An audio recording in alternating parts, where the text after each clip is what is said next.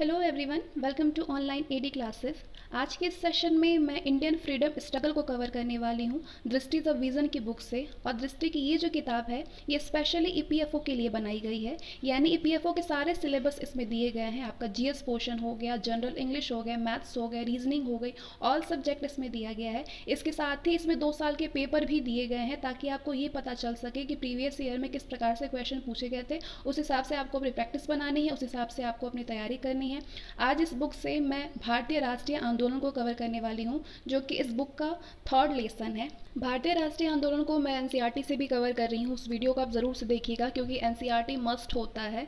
ठीक है, तो अगर आपने डिस्क्रिप्टिव पढ़ा होगा तो वो एमसीक्यूज़ आपके लिए बड़ा ही ईजी होगा सॉल्व करने के लिए, और वो आपकी प्रैक्टिस उससे अच्छी खासी हो जाएगी। तो उस वीडियो को भी आप देखते रहें। और मैंने एक वीडियो ही बनाया है अभी एनसीईआरटी के एमसीक्यूज़ का, मॉडर्न हिस्ट्री का। तो 2 वीडियो मैं और भी बनाने वाली हूँ, तो आप वीडियोज़ को फॉलो करें।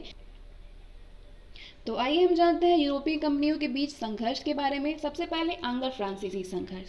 तो भारत आने वाले यूरोपीय कंपनियों में पुर्तगाल व डच कंपनियां जहां व्यापारिक व राजनीतिक प्रतिस्पर्धा में पहले से ही परास्त हो गई, वहीं डेनिश कंपनी 1745 तक अपनी सारी संपत्ति ब्रिटिश ईस्ट इंडिया कंपनी को बेच करके भारत से चली गई। अब ब्रिटिश और फ्रेंच कंपनियां ही भारत में प्रमुख व्यापारी कंपनियां थी जिनके पास पर्याप्त व्यापारिक एकाधिकार था। अतः दोनों ही कंपनियों में व्यापारिक प्रतिस्पर्धा और राजनीतिक संघर्ष होना स्वाभाविक था। इन प्रतिस्पर्धाओं के चलते दोनों कंपनियों के बीच 3 युद्ध हुए, जिन्हें कि कर्नाटक युद्ध के नाम से जाना जाता है। इस आंग्लो फ्रांसीसी संघर्ष में अंततः अंग्रेजों को सफलता प्राप्त हुई थी। आंग्लो फ्रांसीसी युद्ध में अंग्रेजों को सफलता प्राप्त हुई थी। प्रथम कर्नाटक युद्ध, जो कि 1746 से 1748 तक चला। इस युद्ध को सेंट टोमे का युद्ध भी कहा जाता है। इस युद्ध की पृष्ठभूमि यूरोप में दोनों ही शक्तियों, फ्रांस और ब्रिटेन, दोनों ही शक्तियों के बीच में लड़े गए ऑस्ट्रेलिया के उत्तराधिकार के युद्ध से ही तैयार हो गई थी। यूरोप में फ्रांस और ब्रिटेन एक दूसरे के विरोधी थे, जिसका प्रभाव भारत में भी पड़ा। प्रथम कर्नाटक युद्ध शुरू होने का तात्कालिक कारण एक अंग्रेज अधिकारी कैप्टन बार्नेट के द्वारा कुछ फ्रांसीसी जहाज़ों पर कब्जा कर लेना था। डुप्ले ने मॉरिशस के फ्रांसीसी गवर्नर ला बूडोने की सहायता से मद्रास को जीत लिया। अंग्रेजों ने कर्नाटक के नवाब अनवरुद्दीन से डुप्ले के विरुद्ध सहायता मांगी। हालांकि हस्तक्षेप के बाद भी डुप्ले ने मद्रास घेरा नहीं छोड़ा। प्रथम कर्नाटक युद्ध फ्रांसीसी सेना और कर्नाटक के नवाब अनवरुद्दीन के बीच में लड़ा गया था। इस युद्ध में फ्रांसीसी विजयी रहे थे। ये किसी भी विदेशी सेना की पहली विजय मानी जाती है। इस विजय का मुख्य कारण था फ्रांसीसियों का तोपखाना। प्रथम कर्नाटक युद्ध का अंत 1748 में ऑस्ट्रिया के उत्तराधिकार युद्ध की समाप्ति के बाद हुई एक्स-ला शैपेल की संधि, जो कि 1748 में हुई थी, एक्स-ला शैपेल की संधि से हुआ था। इस संधि की शर्तों के अनुसार मद्रास अंग्रेजों को और अमेरिका में लुई वर्ग फ्रांसीसियों को वापस मिल गया। इस तरह युद्ध के प्रथम दौर में दोनों ही दल बराबर रहे। प्रथम कर्नाटक युद्ध का कोई भी तात्कालिक राजनीतिक प्रभाव भारत पर नहीं पड़ा था। ना तो इस युद्ध से फ्रांसीसियों का कोई लाभ हुआ था और ना ही इस युद्ध से अंग्रेजों को कोई लाभ हुआ। लेकिन इस युद्ध ने भारतीय राजाओं की कमजोरियों को उजागर कर दिया और ये स्पष्ट हो गया कि यूरोपीय प्रणाली से प्रशिक्षित और सुव्यवस्थित छोटी सेना भी भारतीय नरेशों की बड़ी सेना को परास्त कर सकती है। फ्रांसीसी सत्ता और शक्ति का प्रभुत्व दक्षिण भारत के राज्यों पर जम गया और भारतीय नरेश अपनी राजनीतिक समस्याओं के समाधान के लिए फ्रांसीसी सहायता प्राप्त करने को उत्सुक हो गए। इसके बाद द्वितीय कर्नाटक युद्ध 1749 से 1754 तक रहा। इस युद्ध की पृष्ठभूमि भारतीय परिस्थितियों ने तैयार की। हैदराबाद के संस्थापक, जो कि एक स्वतंत्र राज्य के रूप में था, निजाम उल मुल्क की 1748 में मृत्यु के बाद उसके पुत्र नासिर जंग और पौत्र मुजफ्फर जंग में गद्दी के लिए संघर्ष छिड़ गया। कर्नाटक में भी ऐसी स्थिति तब बन गई जब मराठों ने 7 वर्ष तक कैद में रहने के बाद चंदा साहब को आज़ाद कर दिया। ऐसे में अनवरुद्दीन व चंदा साहब के बीच भी गद्दी के लिए संघर्ष छिड़ गया। फ्रांसीसियों ने चंदा साहब व मुजफ्फर जंग का समर्थन किया तो अंग्रेजों ने अनवरुद्दीन व नासिर जंग का समर्थन किया। 1749 में अंबर के युद्ध में अनवरुद्दीन मारा गया और उसके बेटे मुहम्मद अली ने त्रिचनापल्ली में शरण ले ली। इसके बाद 1750 में हैदराबाद में नासिर जंग भी मारा गया और मुजफ्फर जंग नवाब बना। उसने प्रसन्न होकर के फ्रांसीसी गवर्नर डुप्ले को मसूलीपट्टनम व पौंडीचेरी का क्षेत्र प्रदान कर दिया और साथ ही डुप्ले को कृष्णा नदी से कन्याकुमारी तक के क्षेत्र का गवर्नर बनाया। मुजफ्फर जंग की मृत्यु के बाद सलाबत जंग द्वारा फ्रांसीसियों को उत्तरी सरकार का क्षेत्र मुस्तफ़ानगर, तिरकाल, राजमुंद्री, एल्लोर उत्तरी सरकार का क्षेत्र प्रदान किया गया। ध्यातव्य है कि इसके पहले चंदा साहब ने भी फ्रांसीसियों को पौंडीचेरी के कई गांव प्रदान किए थे। डुप्ले ने हैदराबाद में बुस्सी के नेतृत्व में एक फ्रेंच सैन्य टुकड़ी तैनात की थी। डुप्ले ने हैदराबाद में बुस्सी के नेतृत्व में एक फ्रेंच सैन्य टुकड़ी तैनात की। इस तरह दक्षिण क्षेत्र में फ्रांसीसियों का नियंत्रण और भी प्रभावी हो गया। एक ब्रिटिश क्लर्क के रूप में भारत आए क्लाइव ने कूटनीति का प्रयोग किया और उसने त्रिचनापल्ली पर दबाव कम करने के लिए अरकाट के किले को घेर लिया। इस समय तंजौर के सेनापति ने धोखे से चंदा साहब की हत्या कर दी और जब त्रिचनापल्ली पर फ्रांसीसियों ने आक्रमण किया तो वे अंग्रेजों से परास्त हुए। इसी समय फ्रांसीसी सरकार द्वारा डुप्ले को वापस बुला लिया गया और गोडेइयो को पौंडीचेरी का अगला गवर्नर बना करके भारत भेजा गया। गोडेइयो के प्रयासों से अंग्रेजी कंपनी के साथ 1754 में पौंडीचेरी की संधि हुई थी, जिसके तहत दोनों पक्ष युद्ध विराम पर सहमत हुए। इस संधि के परिणाम स्वरूप दोनों ही कंपनियों को अपने अपने क्षेत्र वापस मिल गए। अंग्रेजों के समर्थन मोहम्मद अली को कर्नाटक का नवाब बनाया गया। इस संधि में दोनों कंपनियों ने भारतीय नरेश के झगड़ों में हस्तक्षेप न करने का वादा किया। इसके बाद तृतीय कर्नाटक युद्ध हुआ 1758 से 1763 तक। तृतीय कर्नाटक युद्ध 1756 में ऑस्ट्रिया तथा इंग्लैंड के बीच प्रशा में शुरू हुए सप्तवर्षीय युद्ध का ही विस्तार था। यूरोप में फ्रांस, ऑस्ट्रिया को तथा इंग्लैंड प्रशा को समर्थन दे रहे थे, जिसका प्रत्यक्ष प्रभाव भारत में उपस्थित दोनों ही शक्तियों के संबंधों पर पड़ा। तृतीय कर्नाटक युद्ध का तात्कालिक कारण फ्रांस की सरकार के द्वारा काउंट डी लाली को भारत के संपूर्ण फ्रांसीसी क्षेत्र के सैनिक और असैनिक अधिकारों को प्रदान किया जाना था। इसके बाद 1758 में लाली ने फोर्ट सेंट डेविड पर नियंत्रण स्थापित कर लिया। हालांकि तंजौर पर अधिकार करने में वो असफल रहा। लाली ने युद्ध में अपनी स्थिति मजबूत करने के लिए बुस्सी को हैदराबाद में वापस बुला लिया, जो कि कालांतर में उसकी एक रणनीति भूल साबित हुई। दूसरी तरफ अंग्रेजी नौसेना ने एडमिरल पिकॉक के नेतृत्व में फ्रांसीसी बेड़े को 3 बार मात दी और इसी समय क्लाइव और वॉटसन ने चंद्रनगर को अपने अधिकार में ले लिया। 1760 में अंग्रेजी सेना नायक सर आयरकूट के नेतृत्व में वॉन्डीवॉश का युद्ध 22 जनवरी 1760 में हुआ, जिसमें फ्रांसीसियों की हार हुई। अंग्रेजों ने बुस्सी को कैद कर लिया था और 1761 में पौंडीचेरी पर अपना नियंत्रण स्थापित करने के बाद माहे एवं जिंजी पर भी उन्होंने कब्जा कर लिया। तृतीय कर्नाटक युद्ध का अंत 1763 में पेरिस की संधि से हुआ था। इस संधि की शर्तों के अनुसार अंग्रेजों ने फ्रांसीसियों की भारत में विजित सारी फैक्ट्रियां लौटा दी, पर अब फ्रांसीसी अपनी फैक्ट्रियों की किलेबंदी नहीं कर सकते थे और न ही वहां पे सैनिक रख सकते थे। अब फैक्ट्रियां केवल व्यापार केंद्रों के रूप में कार्य कर सकती थी। तृतीय कर्नाटक युद्ध पूरी तरह निर्णायक था। अब फ्रांसीसी भारत में एक स्वतंत्र शक्ति के रूप में समाप्त हो चुके थे। पेरिस संधि के बाद फ्रांसीसियों ने भारत में अपने राज्य विस्तार के विचार को छोड़ दिया और अपना सारा ध्यान व्यापार पर केंद्रित किया। पेरिस की संधि ने भारत में फ्रांसीसी साम्राज्य की डुप्ले के द्वारा रखी मजबूत नींव को उखाड़ फेंका। लगभग 20 वर्ष की अवधि तक चलने वाले कर्नाटक युद्धों के बाद फ्रांसीसियों की हार ने यह स्पष्ट कर दिया था कि भारत के आगामी सर्वे सर्वा अंग्रेज ही होंगे। इसके बाद बंगाल का अधिग्रहण हुआ। अंग्रेजों के द्वारा बंगाल का अधिग्रहण भारत में 18वीं शताब्दी के उत्तरार्ध की ऐतिहासिक घटनाओं में से एक है। केवल 8 वर्ष में अल्पकाल यानी 1757 से 64 के बीच बंगाल के नवाब सिराजुद्दौला, मीर जाफर और मीर कासिम अपनी संप्रभुता को कायम रखने में असफल रहे। परिणाम स्वरूप बंगाल में कंपनी की संप्रभुता स्थापित हुई। 1756 में बंगाल नवाब अलीवर्दी खां की मृत्यु के बाद सिराजुद्दौला बंगाल का नवाब बना।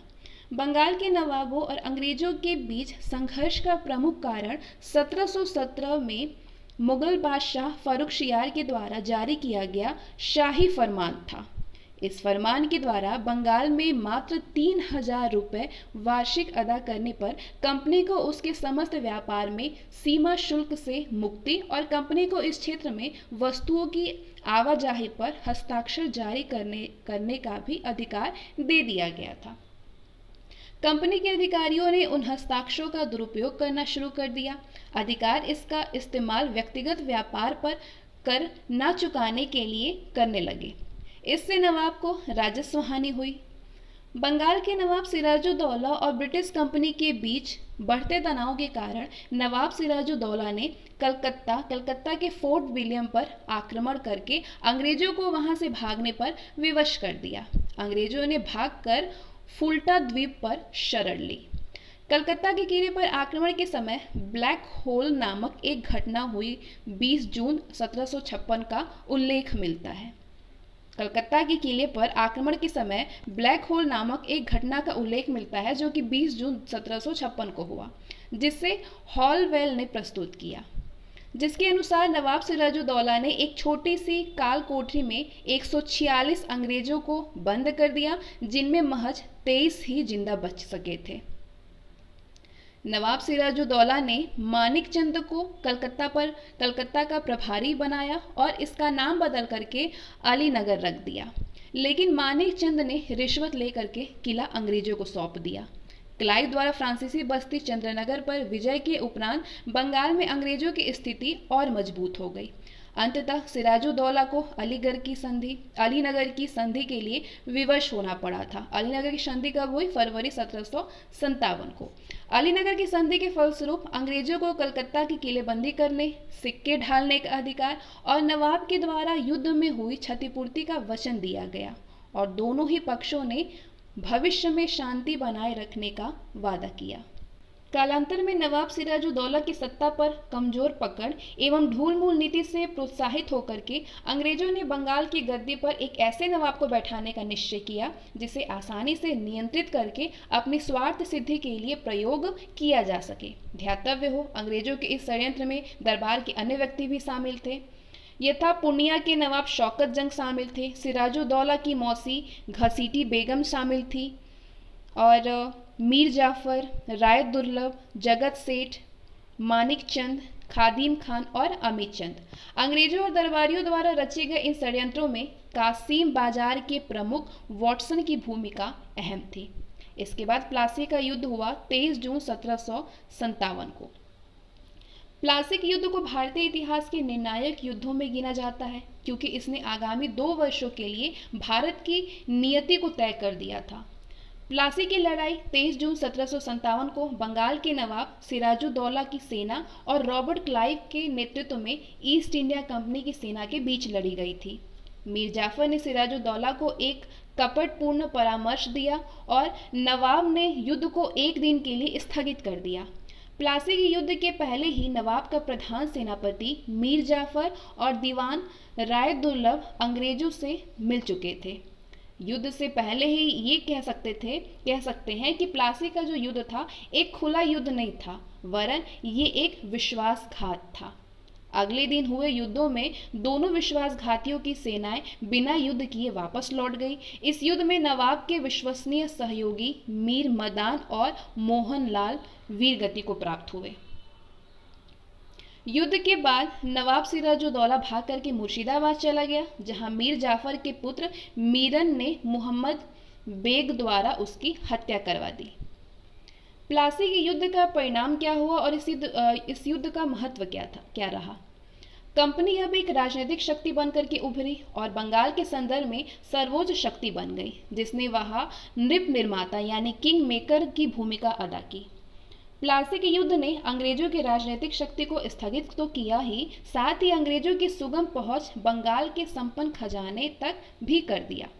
इस आर्थिक सहूलियत से अंग्रेजों की वित्तीय स्थिति सुदृढ़ हुई, जिसने उनकी सैन्य शक्ति को और मजबूती प्रदान की और अंग्रेज इसी खजाने यानी इसी संसाधनों के सहारे पूरे भारत पर नियंत्रण करने में सफल रहे।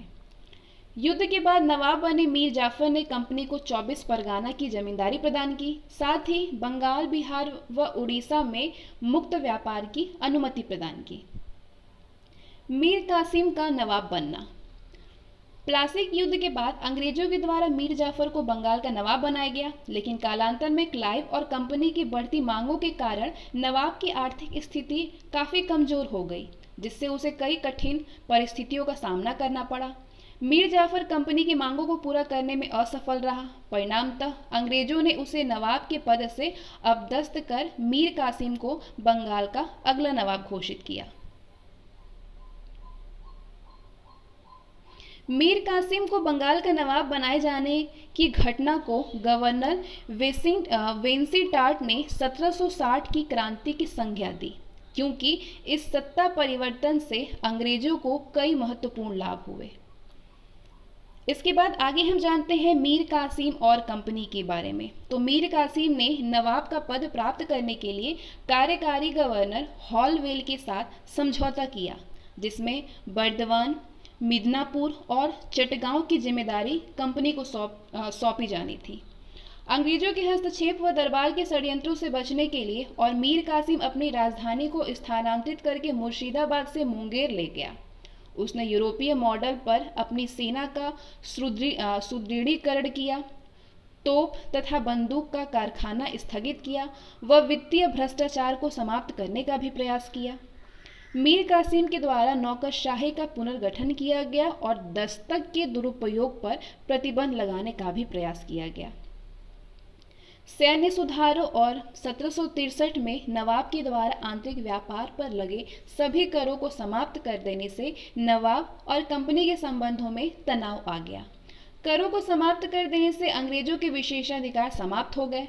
राजस्व वृद्धि हेतु मीर कासिम के द्वारा एक अतिरिक्त कर खिजरी जमा लगाया गया, जो कि सभी के लिए था।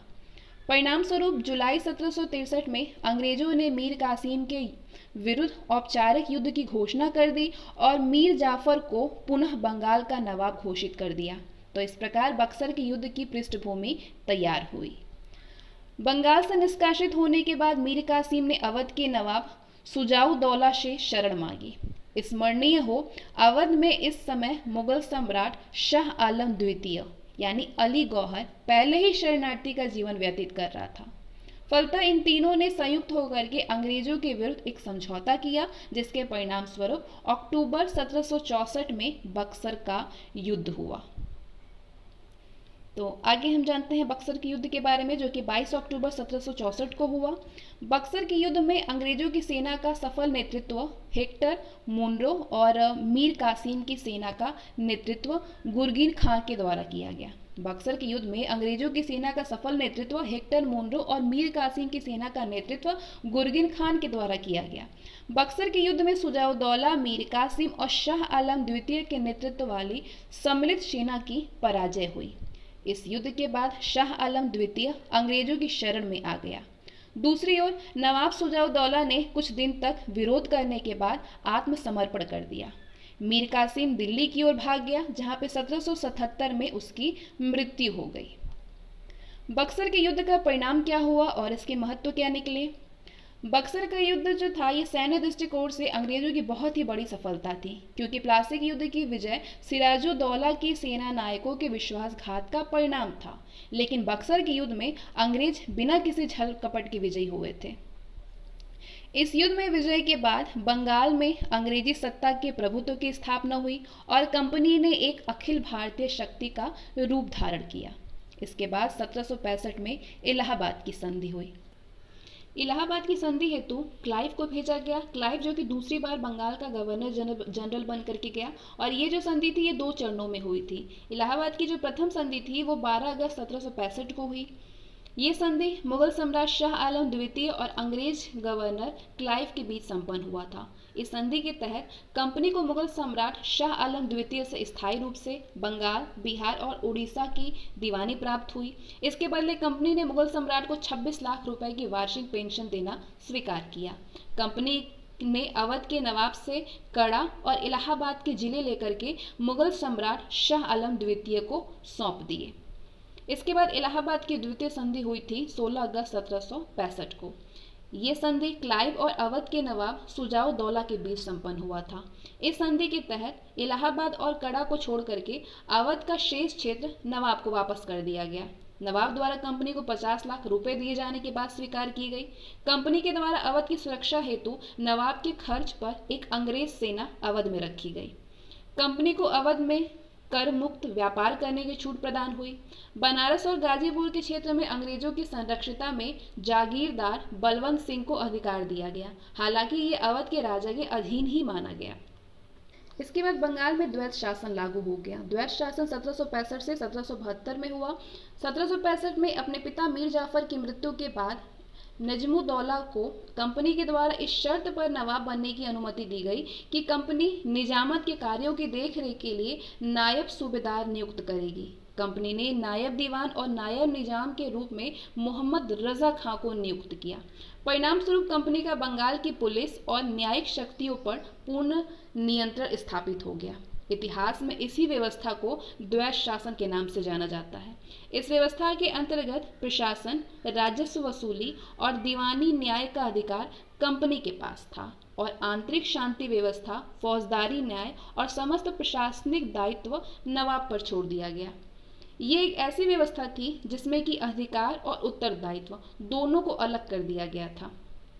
इलाहाबाद की संधि जो कि 12 अगस्त 1765 को हुई थी, इस संधि से कंपनी को बंगाल, बिहार और उड़ीसा की दीवानी यानी राजस्व वसूलने का अधिकार मिल गया था। कंपनी ने दीवानी कार्य के लिए बंगाल में मोहम्मद रजा खां, बिहार में शिताब राय, उड़ीसा में राय दुर्लभ की नियुक्ति की। इस तरह बंगाल में नवाब का स्वतंत्र शासन समाप्त हुआ। इसका प्रभाव क्या पड़ा? प्रारंभ में अल्पकाल के लिए व्यापार में वृद्धि देखी गई, लेकिन इसके अतिरिक्त ये दौर जो कि 1765 से 1772 का जो दौर था, बंगाल के लिए अति कठिनाइयों का दौर रहा, जिसने प्रशासनिक व आर्थिक संरचना को ही तोड़ करके रख दिया। चूंकि कंपनी को मुक्ति व्यापार का अधिकार प्राप्त था, अतः भारतीय व्यापार का विघटन हुआ।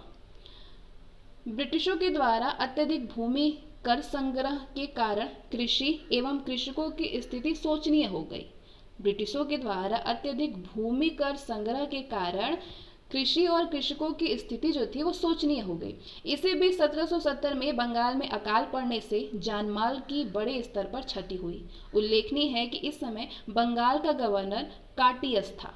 इस प्रणाली में एक भ्रामक प्रशासनिक मशीनरी का निर्माण किया, जिससे अराजकता का माहौल बना। परिणामतः इस क्षेत्र में कानून व्यवस्था लगभग ठप हो गई। ये है बंगाल के ब्रिटिश गवर्नर का शासनकाल। सबसे पहले बंगाल का गवर्नर क्लाइव बना। क्लाइव बंगाल का 2 बार गवर्नर बन चुका है। पहली बार 1757 में बना था और 1757 से 1760 तक रहा। दूसरी बार 1765 में बना और 1765 से 67 तक बंगाल का गवर्नर रहा। इसके बाद विंसीटैट बना बंगाल का गवर्नर 1760 से 65, वेलिस्टर 1767 से 69, फिर कर्टियर 1769 से 1772। बंगाल के प्रभुत्व संपन्न शासक के रूप में कंपनी। 1772 में जब वॉरेन हेस्टिंग्स को बंगाल का गवर्नर नियुक्त किया गया, तब तक क्लाइव के द्वारा बंगाल में स्थापित द्वैत शासन प्रणाली पूर्णतः विफल हो चुकी थी। हेस्टिंग्स ने द्वैत शासन समाप्त कर बंगाल में विजित राज्य के रूप में शासन करना शुरू कर दिया और छद्म मुगल संप्रभुत्व के नकाब को उतार फेंका। इस प्रकार कंपनी ने 2 दशक से भी कम समय में बंगाल के प्रशासनिक और राजनीतिक अधिकारियों पर अपना सीधा नियंत्रण स्थापित कर लिया। मैसूर की प्रारंभिक स्थिति की बात करें तो विजयनगर के पतन के बाद मैसूर वाडियार वंश के शासन में एक स्वतंत्र राज्य के रूप में उभरा। 18वीं शताब्दी में इस राज्य की वास्तविक शक्ति सेनापति देवराज और राजस्व मंत्री नंदराज के हाथों में आ जाती है। हैदर एक सामान्य सिपाही से प्रगति करता हुआ 1755 में डिंडीगुल का फौजदार बन जाता है और वहां फ्रांसीसियों की मदद से एक आधुनिक शस्त्रागार की स्थापना करता है। 1761 में हैदर मैसूर का वास्तविक शासक बन जाता है और 1776 में वह स्वयं को राजा घोषित करता है। इसके बाद यहाँ पे एक नोट दिया गया है हैदर अली के बारे में। उल्लेखनीय है कि हैदर पेशवा माधव राव से परास्त तो होता है और मराठों को चौथ भी देने को विवश होता है, लेकिन माधव राव की मृत्यु के बाद पुनः अपने क्षेत्रों को वापस जीत लेता है। थोड़े ही समय में मैसूर का एक शक्तिशाली राज्य के रूप में उभरना पड़ोसी राज्यों को ईर्ष्या का सबब बनता है। हैदर ने अंग्रेजों के विरुद्ध नौसेना के महत्व की पहचान कर ली थी, जिसे व्यवहारिक रूप देने का कार्य टीपू सुल्तान ने किया, सीमित रूप से। इसके बाद होता है प्रथम आंग्ल मैसूर युद्ध 1767 से 1769। 1767-69 के बीच मराठों और निजाम से संधि कर अंग्रेजों ने हैदर अली के खिलाफ युद्ध शुरू कर दिया, जिसे प्रथम आंग्ल मैसूर युद्ध के नाम से जाना जाता है। लेकिन कुछ समय बाद ही निजाम हैदर अली की ओर आ गया। अंग्रेजों ने अपनी हार देखते हुए संधि का प्रस्ताव रखा। दक्कन में भारतीय शक्तियों में हैदर अली पहला व्यक्ति था जिसने अंग्रेजों को पराजित किया। प्रथम आंग्ल मैसूर युद्ध हैदर अली और अंग्रेजों के बीच एक संधि के बाद समाप्त हुआ, जिसको कि मद्रास की संधि कहते हैं। मद्रास की संधि 1769। इस संधि के अनुसार एक दूसरे के जीते हुए प्रदेशों को लौटा दिया गया और युद्ध की स्थिति में दोनों ने एक दूसरे के साथ देने की बात भी स्वीकार की। इसके बाद होता है द्वितीय आंग्ल मैसूर युद्ध 1780 से 1784 के बीच। एक बार फिर से अंग्रेजों और हैदर के बीच संबंध कटु हुए, जब 1770 से 71 में मराठों ने उस पर आक्रमण किया था और अंग्रेजों ने सहायता दी। ये 1769 की मद्रास की संधि की शर्तों का उल्लंघन था। 1780 में हैदर अली ने कर्नाटक में अरकाट पर आक्रमण करके द्वितीय आंग्ल मैसूर युद्ध की शुरुआत की। इस युद्ध में निजाम व मराठों ने उसका साथ दिया। उसने अंग्रेज कर्नल बेली को बुरी तरह से परास्त कर अरकाट पर अधिकार कर लिया। इसके बाद 1781 का वर्ष ब्रिटिश साम्राज्य के लिए सर्वाधिक संकट का वर्ष था, क्योंकि जहां पे अमेरिकी उपनिवेश स्वतंत्र हो रहे थे, वहीं पे फ्रांस, हॉलैंड, स्पेन जैसे देश ब्रिटिशों के विरुद्ध अमेरिकियों का साथ दे रहे थे। भारत में भी मैसूर, निजाम और मराठा का त्रिगुट इनके विरुद्ध में लड़ रहा था। तत्कालीन गवर्नर जनरल वॉरेन हेस्टिंग्स ने हैदर अली से मुकाबले के लिए आयरकूट को दक्षिण भेजा, जिसने अपनी सफल कूटनीति से महादजी सिंधिया और निजाम को अंग्रेज विरोधी गुट से अलग करने में सफलता प्राप्त की। लेकिन गुट के बिखर जाने से हैदर अली के उत्साह में किसी प्रकार की कोई भी कमी नहीं आई।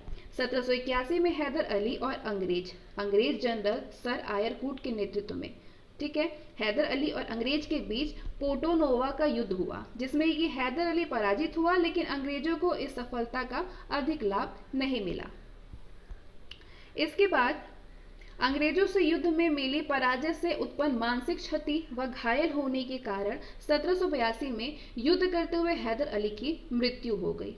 हैदर अली की मृत्यु के बाद उसका पुत्र टीपू सुल्तान मैसूर का शासक बना।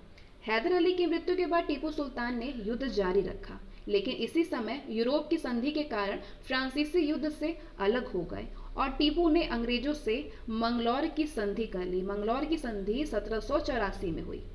इसके बाद तृतीय आंग्ल मैसूर युद्ध हुआ 1790 से 1792। टीपू मंगलौर की संधि से संतुष्ट नहीं था, फलस्वरूप उसने कुस्तुनतुनिया और फ्रांस में अपने दूत भेज करके उनसे भी सहायता प्राप्त करने की कोशिश की। टीपू के समय लड़े हुए तृतीय आंग्ल मैसूर युद्ध का कारण अंग्रेजों ने इसी आधार पर किया कि टीपू ने फ्रांसीसियों से अंग्रेजों के विरुद्ध गुप्त समझौता किया था।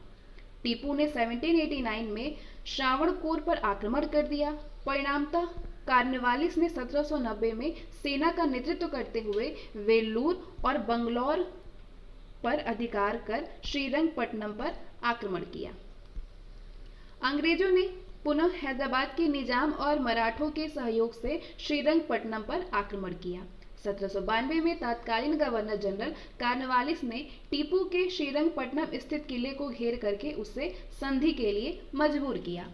अंग्रेजों और टीपू के बीच मार्च 1792 में श्रीरंगपट्टनम की संधि संपन्न हुई। संधि की शर्तों के अनुसार टीपू को अपने राज्य का आधा हिस्सा अंग्रेजों और उनके सहयोगियों को देना था। साथ ही युद्ध के हार जाने के रूप में 3 करोड़ रुपए भी अंग्रेजों को देना था। हर्जाना न देने तक अंग्रेजों ने टीपू के 2 पुत्रों को बंधक बना करके रखा। इस संधि के अंतर्गत अंग्रेजों को बारामहल, डिंडीगुल और मालाबार मिला। मराठों को तुंगभद्रा नदी के उत्तर का भाग मिला और निजाम को पेन्नार तथा कृष्णा नदी के बीच का भाग मिला।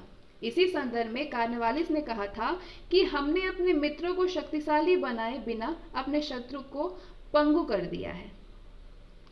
इसके बाद चतुर्थ आंग्ल मैसूर युद्ध हुआ 1799 में। एक बार फिर से अधिकार क्षेत्र और अंग्रेजों की बढ़ती राजनीतिक लालसा के कारण टीपू और अंग्रेजों के बीच में युद्ध लड़ा गया, जो कि चतुर्थ आंग्ल मैसूर युद्ध था। इस युद्ध के समय टीपू ने अंग्रेजों से मुकाबले हेतु अंतर्राष्ट्रीय सहयोग लेने के लिए कई प्रयास किए। उसने इसी संबंध में नेपोलियन से भी पत्र व्यवहार किया। 4 मई 1799 को टीपू अंग्रेज की संयुक्त सेना से बहादुरी के साथ लड़ते हुए युद्ध में मारा गया। अंग्रेजों ने श्रीरंगपट्टनम पर अधिकार कर लिया। अंग्रेजों ने मैसूर पर नियंत्रण स्थापित करके पुराने वाडियार वंश के अल्प आयु शासक कृष्णराज द्वितीय को सत्ता सौंप करके उससे सहायक संधि कर ली। इसके बाद होता है आंग्ल मराठा संघर्ष। 18वीं शताब्दी के उत्तरार्ध और 19वीं शताब्दी के पूर्वार्ध लगभग 45 वर्षों में अंग्रेजों और मराठों के बीच राजनीतिक सर्वोच्चता के लिए 3 बार मुठभेड़ हुए, जिसमें अंग्रेज अंतिम रूप से विजयी हुए। पानीपत के तृतीय युद्ध में पराजय के बाद माधवराव ने मराठों की खोई हुई प्रतिष्ठा को पुनः बहाल करने का प्रयास किया। 1772 में माधवराव की मृत्यु के उपरांत उसका छोटा भाई नारायण राव पेशवा बना। 1773 में उसके चाचा रघुनाथ राव ने उसकी हत्या करवा दी। नारायण राव के पुत्र माधव नारायण राव को जब पेशवा घोषित किया गया, तब रघुनाथ राव ने पेशवा बनने की चाहत में अंग्रेजों से मदद मांगी और उससे सूरत की संधि की। सूरत की संधि 1775 में हुआ। यहीं से आंग्ल मराठा युद्ध की नींव पड़ी। सूरत की संधि 1775 में हुई। सूरत की संधि के तहत पेशवा पद के बदले नजराना और सालसेट, बसीन व थाने का क्षेत्र अंग्रेजों को देना निश्चित हुआ और सूरत और बड़ौज का राजस्व भी अंग्रेजों को दिया जाना तय हुआ। इसके बदले अंग्रेज राघोवा को पेशवा बनाने पर सहमत हो गए। सूरत की संधि बंबई और अंग्रेजी सरकार एवं रघुनाथ राव के बीच हुई थी, जिसका कलकत्ता अंग्रेजी सरकार ने विरोध किया। इसके बाद हुआ प्रथम आंग्ल मराठा युद्ध 1775 से 1782 तक चला। सूरत की संधि के तहत कर्नल कीटिंग के नेतृत्व में जब एक अंग्रेज सेना सूरत पहुंची तो मराठों ने इसका विरोध किया। परिणाम स्वरूप 18 मई 1775 को आरस के मैदान में अंग्रेजों और मराठा सेनाओं के बीच युद्ध हुआ, जिसमें मराठों की पराजय हुई। हालांकि पूना में मराठों का अधिकार बना रहा। युद्ध बाद पुरंदर की संधि हुई। इस युद्ध के बाद पुरंदर की संधि हुई। पुरंदर की संधि 1776 में हुई। इस संधि के तहत यह निश्चित किया गया कि कंपनी राघोवा का समर्थन नहीं करेंगी, लेकिन सालसेट व थाने पर अंग्रेजों का प्रभुत्व बना रहेगा। पुरंदर की संधि कलकत्ता की अंग्रेजी सरकार और पूना दरबार के बीच हुई थी। 1800 में फडणवीस की मृत्यु के बाद बाजीराव द्वितीय, जो कि 1795 से 1818 तक रहा, बाजीराव द्वितीय एक स्वेच्छाकारी शासक बन गया। इसने सिंधिया व होलकर को परस्पर लड़वा करके अपनी सर्वोच्चता बनाए रखने की सोची। उधर सिंधिया व होलकर भी इसी प्रयास में थे कि पेशवा उनके प्रभाव में आ जाए। इस संदर्भ में पेशवा ने 1801 में जसवंत राव होलकर के भाई की हत्या कर दी, तो होलकर ने पेशवा और सिंधिया की सम्मिलित सेना को हदपसर नामक स्थान पर पराजित किया। इसके बाद पेशवा ने भाग करके बसीन में शरण ली, जहां उसने अंग्रेजों से बसीन की संधि की। बसीन की संधि हुई थी 1802 में। इस संधि के तहत पेशवा ने अपनी स्वायत्तता अंग्रेजों को सौंप दी। इस संधि के तहत पेशवा ने पूना में अंग्रेजी सेना को रखना स्वीकार किया। गुजरात तथा तुंगभद्रा नदी के दोआब क्षेत्र अंग्रेजों को सौंप दिए। मराठों के विदेशी संबंध अंग्रेजों के अधीन हो गए। पेशवा ने सूरत नगर कंपनी को सौंप दिया। ये संधि द्वितीय आंग्ल मराठा युद्ध का कारण बनी, क्योंकि इस संधि के प्रावधान मराठा सरदारों को अपमानजनक लगे। तो इसके बाद हुआ द्वितीय आंग्ल मराठा युद्ध, जो कि 1803 से 1805 तक चला। बसीन की संधि को कालांतर में मराठों के द्वारा चुनौती दी गई। दौलत राव सिंधिया और रघुजी भोसले द्वितीय ने अंग्रेजों के विरुद्ध संयुक्त मोर्चा बनाया।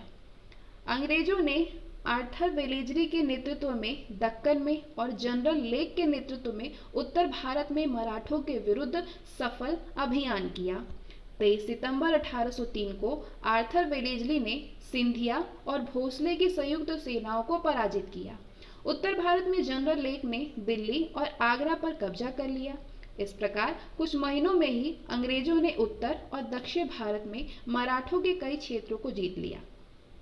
परिणामतः भोसले और सिंधिया को विवश होकर के अंग्रेजों से 2 संधियां करनी पड़ी थी। वो 2 संधियां थी देवगांव की संधि और सुरजी अर्जन गांव की संधि, जो कि 1803 में हुई। बाद में होलकरों ने भी राजपुर घाट की संधि की, जो कि 1805 में हुई। नीचे इस बॉक्स में सारे संधि दिए गए हैं जो कि अंग्रेज और मराठों के बीच में हुआ था। सूरत की संधि हुई थी 1775 में। ये संधि रघुनाथ राव और अंग्रेजों के बीच में हुई थी। सालबाई की संधि 1782 में हुई थी, सिंधिया की मध्यस्थता से पूना दरबार और अंग्रेजों के बीच में। बसीन की संधि 1802 में हुई, बाजीराव द्वितीय और अंग्रेजों के बीच में। देवगांव की संधि 1803 में हुई, भोसले और अंग्रेजों के बीच। सुरजी अर्जन गांव की संधि 1803 में हुई, सिंधिया और अंग्रेजों के बीच। राजपुर घाट की संधि 1805 में हुई, होलकर और अंग्रेजों के बीच। नागपुर की संधि 1816 में हुई, भोसले और अंग्रेजों के बीच। ग्वालियर की संधि 1817 में हुई, सिंधिया और अंग्रेजों के बीच में। इसके बाद पूना की संधि हुई 1817 में, सिंधिया और अंग्रेजों के बीच में। ग्वालियर की संधि हुई 1817 में, सिंधिया और अंग्रेजों के बीच में। इसके बाद 1817 में पूना की भी संधि हुई, ये बाजीराव द्वितीय और अंग्रेजों के बीच में हुई थी, पूना की संधि जो 1817 में हुई थी। मंदसौर की संधि हुई 1818 में, होलकर और अंग्रेजों के बीच में। तो ये सारी संधियां दी हुई हैं इस चार्ट में। इसके बाद होता है तृतीय आंग्ल मराठा युद्ध 1816 से 1819 में। आंग्ल मराठा टकराव का तृतीय और अंतिम चरण लॉर्ड हेस्टिंग्स के आने पर आरंभ हुआ। तृतीय आंग्ल मराठा युद्ध का एक बड़ा कारण तत्कालीन गवर्नर जनरल लॉर्ड हेस्टिंग्स की दमनात्मक नीतियां भी थी।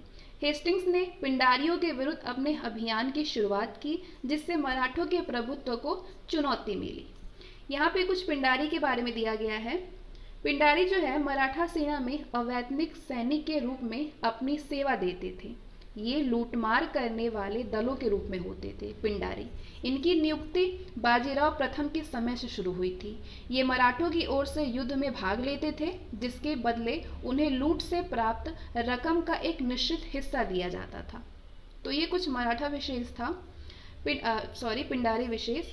पिंडारियों के विरुद्ध हेस्टिंग्स की प्रत्यक्ष कार्यवाही से तृतीय आंग्ल मराठा युद्ध शुरू हो गया। मराठों ने पूना के अंग्रेज रेजिडेंट व अन्य कैंपों पर हमला किया।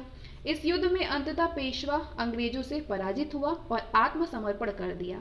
परिणामतः दोनों के बीच पूना की संधि हुई।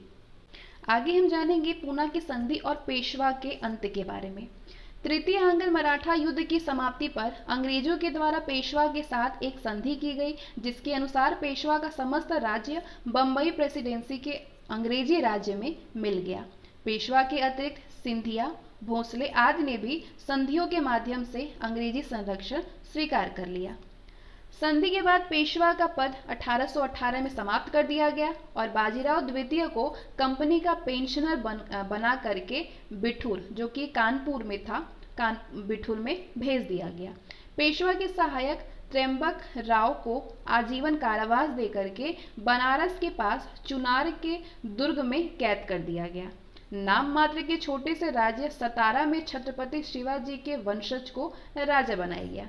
इस प्रकार हेस्टिंग्स ने पेशवा का अंत कर दिया। इसके बाद बढ़ते हैं हम नेक्स्ट टॉपिक की ओर, जिसमें कि हम भारत में संवैधानिक विकास किस प्रकार से हुआ उसके बारे में जानेंगे। रेगुलेटिंग एक्ट 1773 भारत के संवैधानिक इतिहास में 1773 का जो रेगुलेटिंग एक्ट था ये विशेष महत्व रखता है। ये एक्ट भारत में कंपनी के प्रशासन पर ब्रिटिश संसदीय नियंत्रणों के प्रयास की शुरुआत थी। अब कंपनी के शासनाधीन क्षेत्रों का प्रशासन कंपनी के व्यापारियों का निजी मामला नहीं रहा। इस एक्ट के कुछ प्रावधान भी थे। इस एक्ट के द्वारा कलकत्ता में उच्चतम न्यायालय यानी सुप्रीम कोर्ट की स्थापना की गई। इसमें एक मुख्य न्यायाधीश और 3 अन्य न्यायाधीश होते थे। उच्चतम न्यायालय को प्राथमिक और अपील के अधिकार दिए गए। ये न्यायालय 1774 में गठित किया गया, जिसमें कि सर एलिजा इम्पे को इसका मुख्य न्यायाधीश नियुक्त किया गया और 3 अन्य जो न्यायाधीश थे उनके नाम थे चैम्बर्स, लिमिस्टर और हाइड। ये अन्य न्यायाधीश नियुक्त हुए थे। इस अधिनियम के द्वारा बंगाल के गवर्नर को बंगाल का गवर्नर जनरल पद नाम दे दिया गया। साथ ही कुछ विशेष मामलों में मद्रास और बंबई की प्रेसिडेंसियों का अधीक्षण भी करना था। बंगाल में एक प्रशासक मंडल बनाया गया जिसमें गवर्नर जनरल और 4 सदस्यों को नियुक्त किया गया। प्रथम गवर्नर जनरल वॉरेन हेस्टिंग्स और 4 अन्य सदस्य थे, फिलिप फ्रांसिस, क्लेवरिंग, मॉनस और बारवेल। ये कोर्ट ऑफ डायरेक्टर्स की सिफारिश पर केवल ब्रिटिश सम्राट के द्वारा ही हटाए जा सकते थे। प्रशासक मंडल के सदस्यों का निर्वाचन 5 वर्षों के लिए किया जाना था। इस मंडल में बहुमत से निर्णय होते थे। मत बराबर होने की स्थिति में अध्यक्ष अपना मत देता था। इस अधिनियम के अनुसार कंपनी के अधीन कोई भी सैनिक अथवा असैनिक अधिकारी निजी व्यापार और भारतीयों से किसी भी प्रकार का उपहार, दान या पारितोषिक ग्रहण नहीं कर सकते थे। इस अधिनियम में ये व्यवस्था की गई कि कोर्ट ऑफ डायरेक्टर्स अब 4 वर्ष के लिए चुना जाएगा और इनकी संख्या बढ़ा करके 24 कर दी गई, जिसमें कि 1/4 यानी 6 सदस्य प्रति वर्ष अवकाश प्राप्त करेंगे। इस अधिनियम के द्वारा ब्रिटिश क्राउन का कोर्ट ऑफ डायरेक्टर्स के माध्यम से कंपनी पर नियंत्रण और सशक्त हो गया। इसको भारत के राजस्व, नागरिक एवं सैन्य मामलों संबंधी जानकारी ब्रिटिश क्राउन के साथ में साझा करना अनिवार्य कर दिया गया। कंपनी के अधिकारियों और कर्मचारियों का वेतन बढ़ा दिया गया। इसके बाद आया पीट्स इंडिया एक्ट 1784 में। सरकार का कंपनी के मामलों में नियंत्रण बढ़ गया। 6 सदस्यीय नियंत्रण बोर्ड यानी बोर्ड ऑफ कंट्रोल का गठन किया गया और सभी असैनिक, सैनिक और राजस्व संबंधी मामलों को एक नियंत्रण बोर्ड के अधीन कर दिया गया।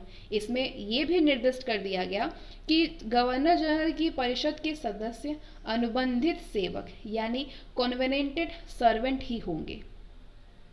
भारत में प्रशासन गवर्नर जनरल और उसकी 4 के स्थान पर भारत में प्रशासन गवर्नर जनरल तथा उसकी 4 के स्थान पर 3 सदस्यों वाली परिषद के हाथ में दे दिया गया। वैसे तो उसे अभी भी बहुमत के आधार पर कार्य करना होता था। बंगाल प्रेसिडेंसी की पद्धति के आधार पर बंबई और मद्रास की परिषद का गठन किया गया और बंगाल को उनके अधीक्षण का अधिकार भी दे दिया गया। बोर्ड ऑफ कंट्रोल की अनुमति के बिना गवर्नर जनरल को किसी भी भारतीय नरेश के साथ संघर्ष आरंभ करने अथवा किसी को सहायता का आश्वासन देने का अधिकार नहीं था। बोर्ड ऑफ कंट्रोल का अध्यक्ष ब्रिटिश मंत्रिमंडल का एक ही सदस्य होता था। इसके बाद आया चार्टर अधिनियम 1813। इस अधिनियम की प्रमुख विशेषता क्या थी? चार्टर अधिनियम 1813 की कंपनी को और अगले 20 वर्षों के लिए भारतीय प्रदेशों और राजस्व पर नियंत्रण का अधिकार दे दिया गया। अंग्रेजी साम्राज्य की संवैधानिक स्थिति को पहली बार स्पष्ट किया गया। व्यापारिक लेन देन और राजस्व खातों को अलग कर दिया गया। इस एक्ट के द्वारा कंपनी का भारतीय व्यापार का एकाधिकार समाप्त कर दिया गया। वैसे तो उसके चीन के साथ व्यापार और चाय के व्यापार का एकाधिकार बना रहा।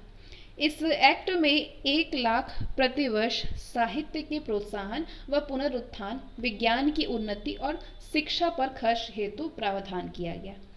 ईसाई मिशनरियों को भारत में प्रवेश की छूट मिल गई। इसके बाद आया चार्टर अधिनियम 1833। इस अधिनियम की प्रमुख विशेषता थी कंपनी का अधिकार 20 वर्षों के लिए पुनः बढ़ा दिया गया।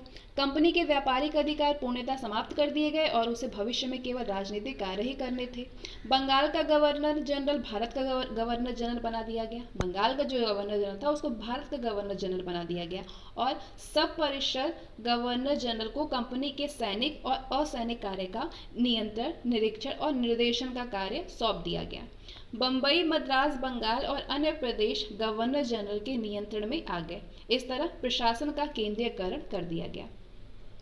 कानून बनाने की शक्ति का भी केंद्रीकरण कर दिया गया। अब केवल सब परिषद गवर्नर जनरल को ही कानून बनाने का अधिकार दिया गया और बम्बई और मद्रास की संविधान सभाओं की कानून बनाने की शक्ति समाप्त कर दी गई। इस अधिनियम के द्वारा विधान बनाने के लिए गवर्नर जनरल की 3 सदस्य कार्यकारिणी में एक अतिरिक्त कानूनी सदस्य यानी मैकाले को चौथे सदस्य के रूप में सम्मिलित कर लिया गया। भारतीय कानूनों को संचित, संहिताबद्ध और सुधारने की भावना से एक विधि उपयोग की स्थापना की गई। सरकारी सेवाओं में जातीय व नस्लीय भेदभाव पर रोक लगाई गई। इस एक्ट के द्वारा दास प्रथा समाप्त करने की भी आज्ञा दी गई। 1843 में एलन बरो द्वारा इसे प्रतिबंधित कर दिया गया। इसके बाद आता है चार्टर अधिनियम 1853। इस अधिनियम की प्रमुख विशेषता थी, इस अधिनियम में ये स्पष्ट कर दिया गया था कि यदि संसद चाहे तो वो कंपनी से प्रशासन अपने हाथ में ले सकता है। इस एक्ट में ये भी व्यवस्था की गई कि नियंत्रण बोर्ड के कर्मचारियों का वेतन सरकार निश्चित करेगी, लेकिन उसका भुगतान कंपनी करेगी। डायरेक्टरों की संख्या 24 से घटा करके 18 कर दी गई, जिसमें कि डायरेक्टर की संख्या 24 से घटा करके 18 कर दी गई, जिसमें 6 क्राउन के द्वारा मनोनीत किए जाने थे। सरकारी नियुक्तियों के लिए प्रतियोगी परीक्षा का विधान किया गया। सिविल सेवाओं के लिए भी प्रतियोगिता परीक्षा को सिद्धांततः स्वीकार कर लिया गया और विधि सदस्य को गवर्नर जनरल की कार्यकारी परिषद का पूर्ण सदस्य बना दिया गया। इसके बाद आता है भारत शासन अधिनियम 1858। इस अधिनियम के तहत ईस्ट इंडिया कंपनी का शासन समाप्त कर दिया गया और भारतीय शासन संचालन का दायित्व ब्रिटिश सरकार को सौंप दिया गया। कोर्ट ऑफ डायरेक्टर्स और बोर्ड ऑफ कंट्रोल को समाप्त करके उनके अधिकार एक 15 सदस्यीय परिषद को सौंप दिए गए, जिसके अध्यक्ष को मुख्य राज्य सचिव या भारत राज्य सचिव यानी secretary of state for India के नाम से जाना गया। भारत राज्य सचिव ब्रिटिश मंत्रिमंडल का एक सदस्य होता था। इस 15 सदस्यीय परिषद व भारत सचिव को वेतन भारतीय राजस्व से दिया जाना तय किया गया, लेकिन इनका संचालन लंदन से होता था। इसे होम चार्जेस कहा गया। होम चार्जेस के अंतर्गत और भी मदें शामिल थी।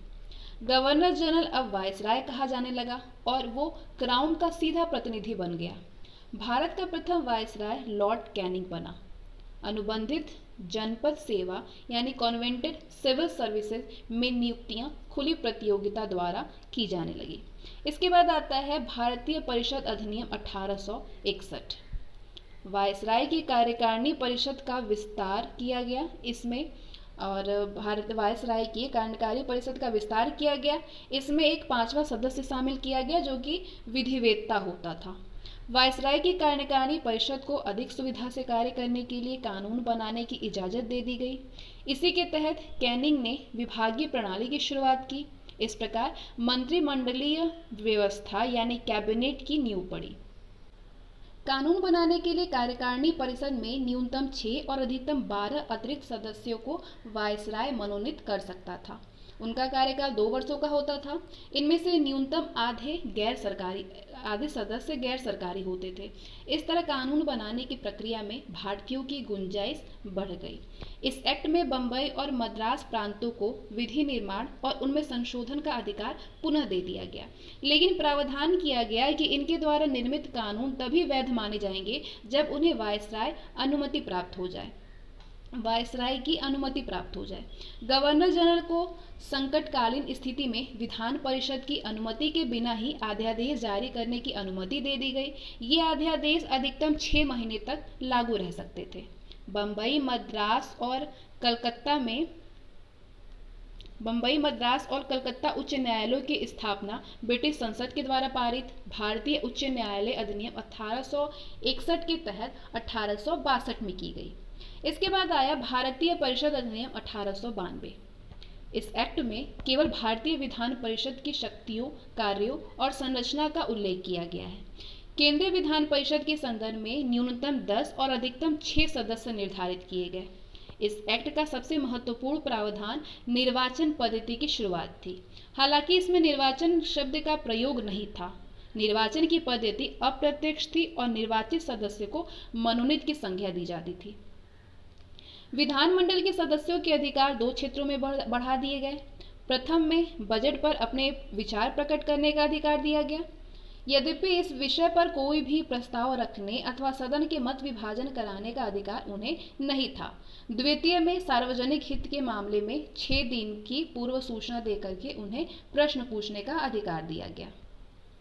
इसके बाद आता है भारतीय परिषद अधिनियम 1909। इसको मार्ले मिंटो सुधार भी कहा जाता है। किस लिए कहा जाता है तो आइए पढ़ते हैं आगे। सर्वोच्च विधान परिषद की सदस्य संख्या 69 कर दी गई, जिसमें से 37 शासकीय और 32 गैर शासकीय सदस्य थे। शासकीय सदस्यों में 9 पदेन सदस्य, जिनमें गवर्नर जनरल और उसकी कार्यकारी परिषद के 7 सदस्य और एक असाधारण सदस्य यानी एक्स्ट्रा ऑर्डिनरी मेंबर शामिल था, और 28 सदस्य गवर्नर जनरल के द्वारा मनोनीत किए जाते थे। 32 अशासकीय सदस्यों में से 5 गवर्नर जनरल के द्वारा मनोनीत किए जाते थे और 27 निर्वाचित किए जाते थे।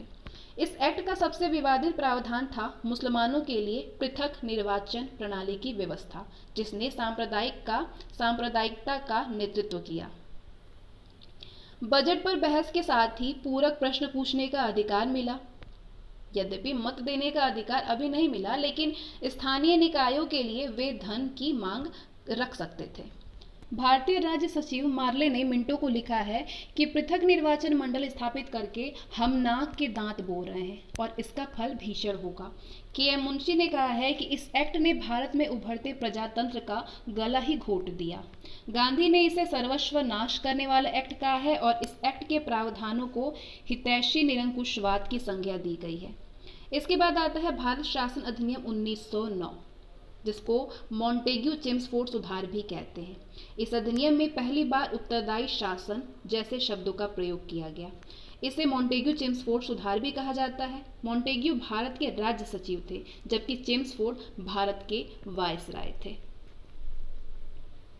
इस एक्ट के अनुसार केंद्र में द्विसदनीय व्यवस्थापिका स्थापित की गई। पृथक निर्वाचक मंडल का विस्तार किया गया। मुसलमानों के साथ ही साथ इसे सिख, भारतीय ईसाई, यूरोपियन व एंग्लो इंडियन आदि के लिए भी बढ़ा दिया गया। पृथक निर्वाचन मंडल यानी मुसलमान सिर्फ मुसलमान को और सिख सिर्फ सिख को ही वोट दे सकता था। प्रत्यक्ष निर्वाचन पद्धति की शुरुआत हुई।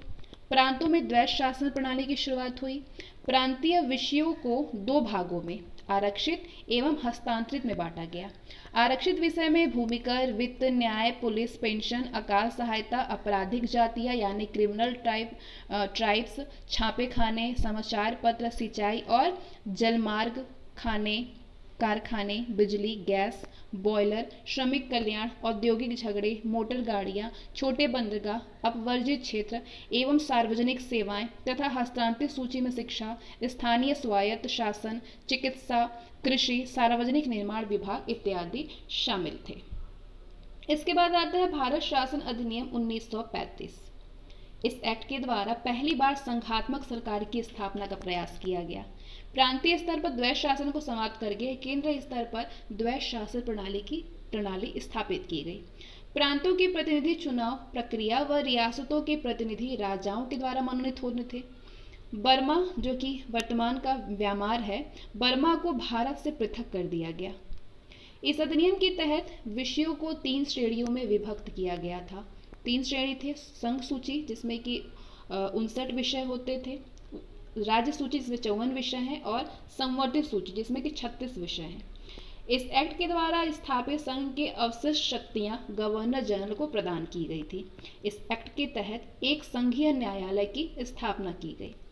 जवाहरलाल नेहरू ने इस अधिनियम को एक कार जिसमें ब्रेक तो है पर इंजन नहीं है और दास्ता का अधिकार पत्र कहा था।